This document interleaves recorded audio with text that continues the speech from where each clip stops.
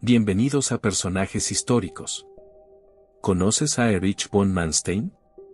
Breve biografía de Erich von Manstein. Fritz Erich Georg Eduard von Manstein, nacido Fritz Erich Georg Eduard von Lewinsky, Berlín, 24 de noviembre de 1887, Irchenhausen, 10 de junio de 1973.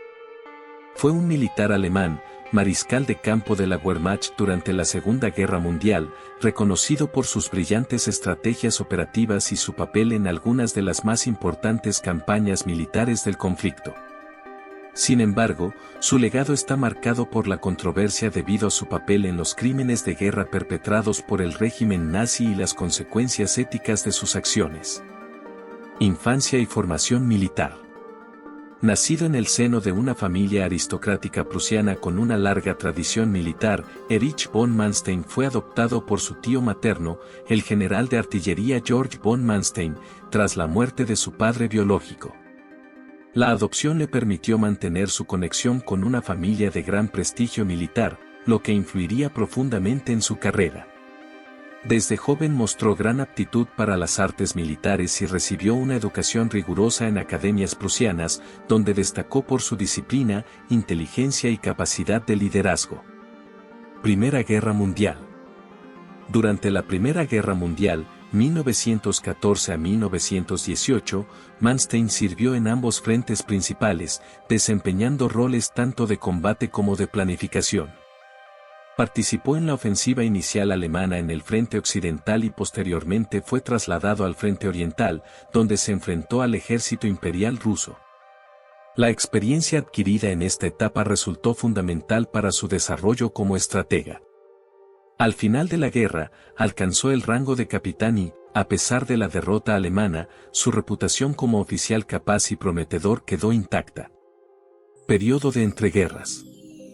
Tras la Primera Guerra Mundial, Manstein permaneció en el reducido Reichsheer, el ejército limitado por las disposiciones del Tratado de Versalles. Durante este periodo, trabajó en la reorganización clandestina de las Fuerzas Armadas alemanas, acumulando experiencia en planificación estratégica y logística. A pesar de las restricciones impuestas, la tradición militar alemana se mantuvo viva y Manstein contribuyó a preservar el conocimiento táctico que sería crucial en el futuro. Con la llegada de Adolf Hitler al poder en 1933, el Reichsheer se transformó en la Wehrmacht, y Manstein comenzó a ascender en el escalafón militar. Su inteligencia y habilidades organizativas lo posicionaron como uno de los oficiales más respetados dentro de la estructura militar alemana. Invasiones de Polonia y Francia.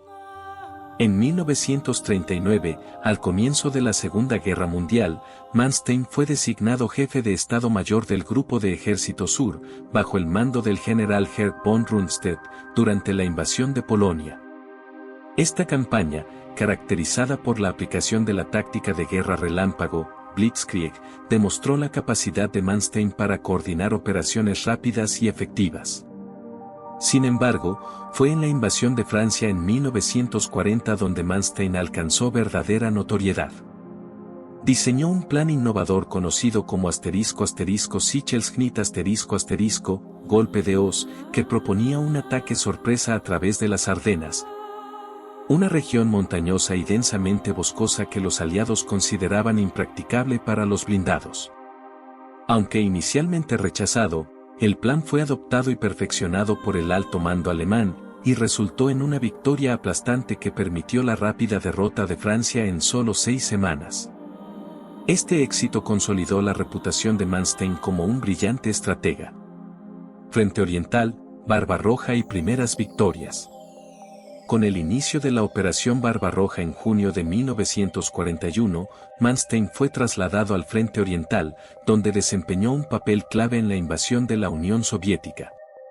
Dirigió el 56º Cuerpo Panzer durante la rápida avanzadilla hacia Leningrado, demostrando una vez más su maestría en la guerra de movimientos. Posteriormente, fue nombrado comandante del 11º Ejército y lideró el asedio de Sebastopol, una de las plazas fuertes más importantes en la región del Mar Negro. La captura de Sebastopol en 1942 Tras un prolongado y sangriento asedio, le valió el ascenso al rango de mariscal de campo. Stalingrado y la Operación Tormenta de Invierno. A finales de 1942, la guerra en el frente oriental dio un giro crítico con la batalla de Stalingrado. Manstein fue puesto al mando de la Operación Tormenta de Invierno, un intento de rescatar al sexto ejército de Friedrich Paulus, que había quedado cercado en Stalingrado por la contraofensiva soviética. Aunque logró algunos avances iniciales, la operación fracasó debido a la resistencia soviética y la negativa de Hitler a permitir la retirada de Paulus. Esta derrota marcó el comienzo de un periodo de continuas retiradas alemanas en el frente oriental. La tercera batalla de Kharkov y la batalla de Kursk. En 1943, Manstein lideró una exitosa contraofensiva en la tercera batalla de Kharkov, donde su defensa móvil permitió recuperar territorio clave y causar graves pérdidas a las fuerzas soviéticas.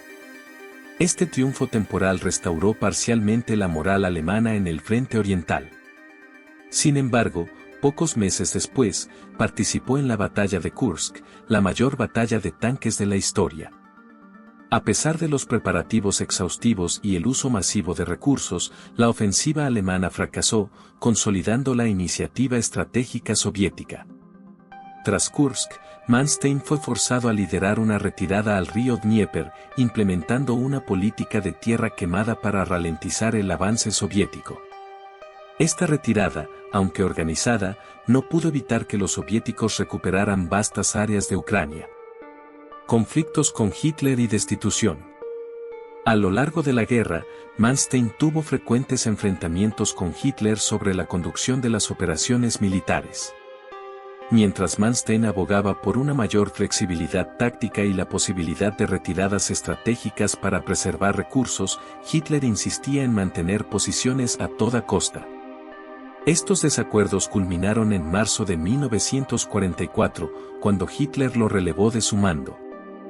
Después de su destitución, Manstein nunca volvió a ocupar un puesto militar. Posguerra, juicios y legado. Tras la derrota de Alemania en 1945, Manstein fue capturado por las fuerzas británicas. Testificó en los juicios de Nuremberg 1946, donde trató de desvincular a la Wehrmacht de los crímenes de guerra del régimen nazi. Sin embargo, en 1949 fue juzgado en Hamburgo por crímenes de guerra, incluyendo el maltrato a prisioneros y la falta de protección a civiles en su área de operaciones. Fue condenado a 18 años de prisión, aunque solo cumplió 4 antes de ser liberado en 1953 por razones de salud. En la década de 1950, Manstein trabajó como asesor militar para el gobierno de Alemania Occidental, contribuyendo a la creación de la Bundeswehr, las nuevas Fuerzas Armadas de la República Federal de Alemania. En 1955 publicó sus memorias, Verlorene Sieg, Victorias Frustradas, un texto que se centró en un análisis militar de las operaciones que lideró, evitando deliberadamente reflexiones éticas o políticas sobre sus acciones. Muerte y evaluación histórica. Erich von Manstein falleció el 10 de junio de 1973 en Irchenhausen, Baviera, y fue enterrado con honores militares. Su figura sigue siendo objeto de debate, es ampliamente reconocido como un genio de la guerra de movimientos. Pero también se le critica por su colaboración con el régimen nazi y su papel en las atrocidades cometidas en el frente oriental. La controversia sobre su legado también se alimenta de su contribución al mito de la Wehrmacht inocente, una narrativa que buscaba desvincular a las Fuerzas Armadas alemanas de las políticas genocidas del nazismo. Aunque Manstein no fue directamente implicado en el Holocausto, su indiferencia ante los crímenes contra civiles y su colaboración con las SS en algunas operaciones militares han empañado su reputación. Legado militar. A pesar de las controversias, Manstein es considerado uno de los mayores estrategas de la Segunda Guerra Mundial. Su enfoque flexible y creativo en la guerra de movimientos influyó significativamente en la doctrina militar posterior. Muchos de sus principios estratégicos siguen siendo estudiados en academias militares de todo el mundo. Su vida y carrera son un recordatorio de los dilemas éticos y políticos que enfrentan los líderes militares en tiempos de guerra, así como de las complejas interacciones entre estrategia militar y responsabilidad moral. Si te gustó este contenido, te invito a darle like, compartirlo y comentar. Suscríbete y activa la campanita para recibir más videos como este. Comparte este video con alguien que pueda beneficiarse.